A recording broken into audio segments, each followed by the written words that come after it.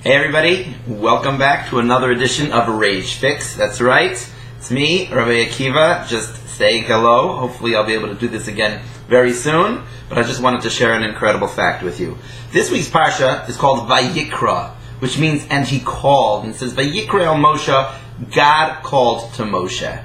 But there's something very, very fascinating. If you look in the Torah, you'll see that the last letter, the word is spelled Vav Yud Kuf Reish Aleph. But the last letter is very, very small. And the question is, what's going on? Why suddenly did they make a letter so small? The Baal HaTurim says a fascinating idea. He says that Moshe Rabbeinu was very, very humble.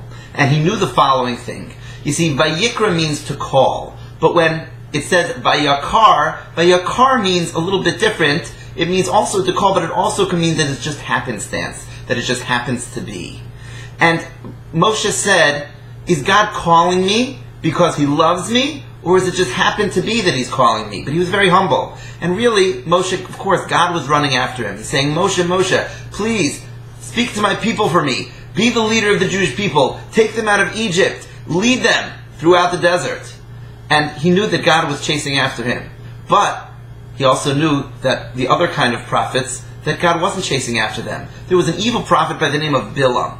And God said, I need another prophet. The non-Jews need a prophet also. Although Bilam was not a righteous individual, he says, you know what? He'll be their prophet. But did he run after him to be his prophet? No way. It just happened to be that he was the one that was chosen to be the prophet for the non-Jews. But it wasn't like he was running after him. So Moses says, you know what? I'll make the aleph small, because I'm not going to tell everybody that God is running after me. Rather, I'm just like everybody else. Small, little aleph. The idea is fascinating. Are we the types of people that God is running after us? Or are we the types of people that God says, you know what?